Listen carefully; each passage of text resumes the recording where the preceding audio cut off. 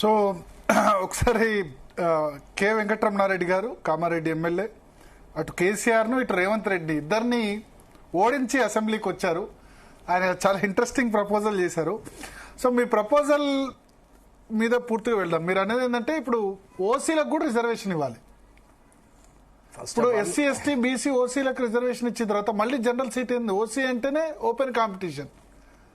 So అప్పుడు మీరు ఏమన్నా దాని ఓసీ కాకుండా ఎఫ్సీ ఫార్వర్డ్ క్యాస్ట్ అంటే కరెక్ట్ ఏమో, అంతేనా? మరి అందరు అనేది కూడా ఫార్వర్డ్ క్యాస్ట్ అని అనట్లేదు, ఫార్వర్డ్ క్లాస్ అని అనట్లేదు, ఓసీలనే మాట్లాడుతున్నారు కాబట్టి ఓసీ అని చెప్పాం. ఓసీ అంటే యాక్చువల్ మామూలుగా ప్రజలు ఏదైతే ఉచ్చారణ చేస్తున్నారో ఆ ఉచ్చారణను బట్టే నేను మాట్లాడడం జరిగింది. వాస్తవంగా forward caste, forward class, backward class, schedule tribal, schedule caste అని డివైడ్ చేసి పెట్టారు. ఇక్కడ బీసీ సోదరులందరూ కూడా గమనించాల్సింది ఏంటంటే నేనేం బీసీలకు వ్యతిరేకం కాదు. వాస్తవ పరిస్థితుల్ని బీసీలో ఉన్న బ్యాక్వర్డ్ క్లాస్లో ఉన్నటువంటి ప్రజలందరూ కూడా గుర్తించాలి. తల్లిదండ్రులు జన్మనిస్తారు తప్ప కులాన్ని మాత్రము తల్లిదండ్రులు ఎవరు, అది దేవుని దయ. అది ఎక్కడ పడేస్తే అక్కడ పుడతారు, ఎక్కడైతే అక్కడ ఆ కులంలో ఉంటారు. ఇప్పుడు నేను రెడ్డిలలో పుట్టాను కాబట్టి వెంకటరమణారెడ్డి అంటారు, నేను ముదిరాజులో పెడితే వెంకటరమణ ముదిరాజు అంటుండే, నేను మున్నూరు కాపులో పడితే వెంకటరమణ పటేల్ అంటుండే, నేను ఎస్సీలలో పుడితే వెంకటయ్య అందరు, నేను గిన్న ట్రైబల్ దాంట్లో పుడితే వెంకట్ సింగ్ అని పిలుదురు. దీంట్లో పెద్ద మార్పు ఏం లేదు, మనుషులు అందరూ ఒకటే. ఇక్కడ ఆర్థిక సమానత, సామాజికంగా ఉన్నటువంటి న్యాయం కోసము అప్పుడున్న పరిస్థితుల్లో రిజర్వేషన్స్ ఏర్పాటు చేయబడ్డాయి. ఇది తెలుసుకోవాలి. చాలా మంది ఇప్పుడు లైవ్ నడుస్తున్నది మీది, కింద కామెంట్స్ పెడతా ఉంటారు. ఆ కామెంట్స్ లో కూడా మాట్లాడేది పద్ధతి ఏముంది, ఏం చెప్తున్నారు, చెప్పిన దాంట్లో ఎంతవరకు నిజాయితీ ఉన్నది, ఆ నిజాయితీలో కరెక్టా కాదా, ఆ నిజాయితీ కరెక్టా కాదా, లేకుంటే దొంగేడు పేడుస్తున్నాడా, తప్పుడు సమాధానాలు చెప్తున్నాడా అనేది ప్రజలు చూసి కింద కామెంట్ పెట్టాలి సోషల్ మీడియాలో. కానీ చాలా మంది ఏం పెడతారు, మా వెంకటరమణ రెడ్డి అనగానే బీసీ వ్యతిరేక, అంతే అయిపోతుంది. ఇక్కడ ఎవరికి వ్యతిరేకత కాదు. ఒక చిన్న ఎగ్జాంపుల్ బీసీ సోదరులు అందరికీ నేను ఒక ఎగ్జాంపుల్ చెప్తాను. బీసీలలో కలెక్టర్లు అయ్యారు, ఐఏఎస్లు, ఐపీఎస్లు, లీడర్లు, మంత్రులు, ముఖ్యమంత్రులు అయిన వాళ్ళు కూడా ఉన్నారు. వీళ్ళందరూ కూడా రిజర్వేషన్ పొందుతున్నారు. ఒక ఐఏఎస్ ఆఫీసరు బీసీ కోటాలో సివిల్స్లో ఆయన కొట్టి కలెక్టర్ అవుతున్నాడు, ఐపీఎస్ అవుతున్నాడు, ఐఆర్ఎస్ అవుతున్నాడు, ఐఎఫ్ఎస్ అవుతున్నాడు.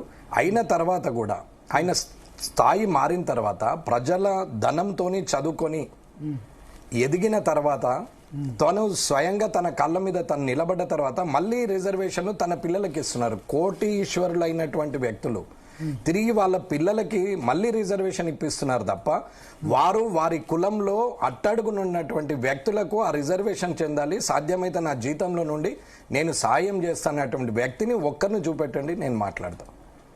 ఇది బీసీ సోదరులు అందరూ గ్రహించారు. ఇది ఒక బీసీలనే కాదు, అది schedule tribal, schedule caste, BC backward class, forward class అందరికి కూడా నేను చెప్పేది ఏంటంటే ఏ కులంలోనైతే పుడతారో, ఏ రిలీజియన్లోనైతే పుడతారో ఆ రిలీజియన్లో తను ప్రజల ధనం ద్వారా రిజర్వేషన్ పొంది ఆ బతికి పెద్దగా అయిపోయి ఉద్యోగం సంపాదించి వ్యాపార పరంగానో, రాజకీయ పరంగానో, విద్యాపరంగానో, ఒక ఉద్యోగ రంగాల్లో ఒక స్టెబిలిటీ వచ్చిన తర్వాత వాళ్ళు తిరిగి ఆ కులానికి కానీ, ఆ మతానికి కానీ, ఆ రిలీజియన్ కానీ సాయం చేస్తున్నారా అనేది ఒకసారి ఆలోచించాలి అందరు కూడా.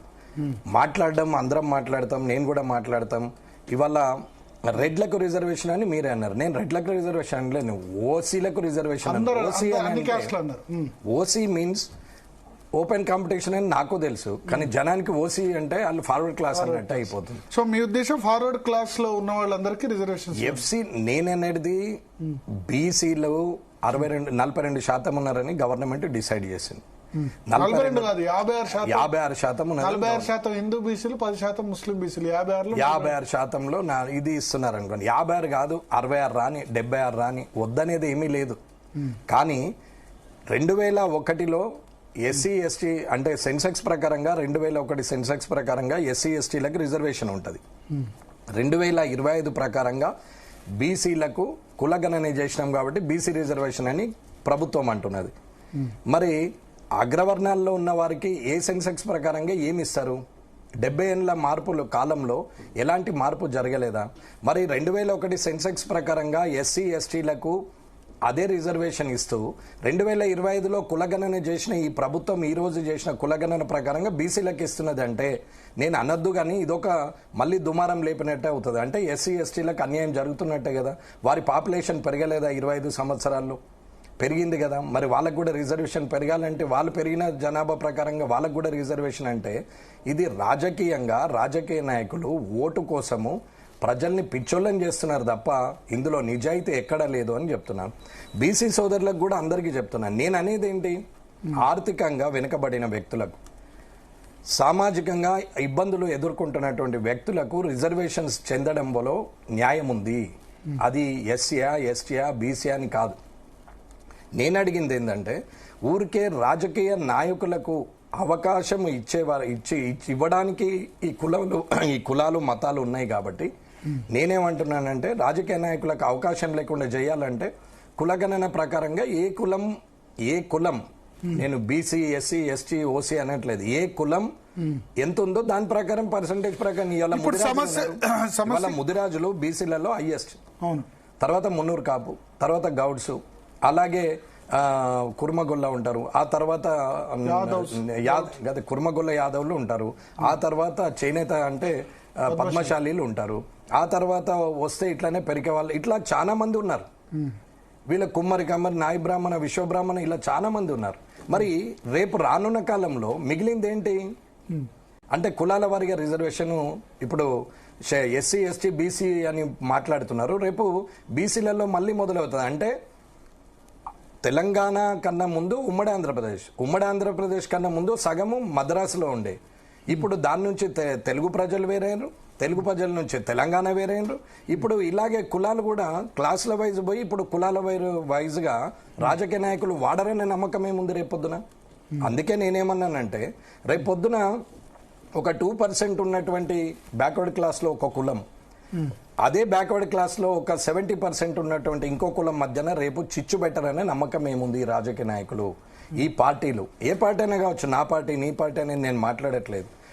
సమాజంలో ఉన్నటువంటి అసమాన్యతను తొలగించాలా, అది చదువుకున్నటువంటి యువకులు గుర్తించాలని నా తాపత్రయం తప్ప ఇక్కడ ఏదో రెడ్డిలకి ఇవ్వాలా వాళ్ళకి ఇవ్వాలా ఎవరికైనా సరే. ఇప్పుడు నేను ఎమ్మెల్యేగా ఉన్నా, నా కొడుకు కూడా ఏ రిజర్వేషన్ కాదు కదా, కనీసము ఆధార్ కార్డు మన రేషన్ కార్డు కూడా అవసరం లేదు.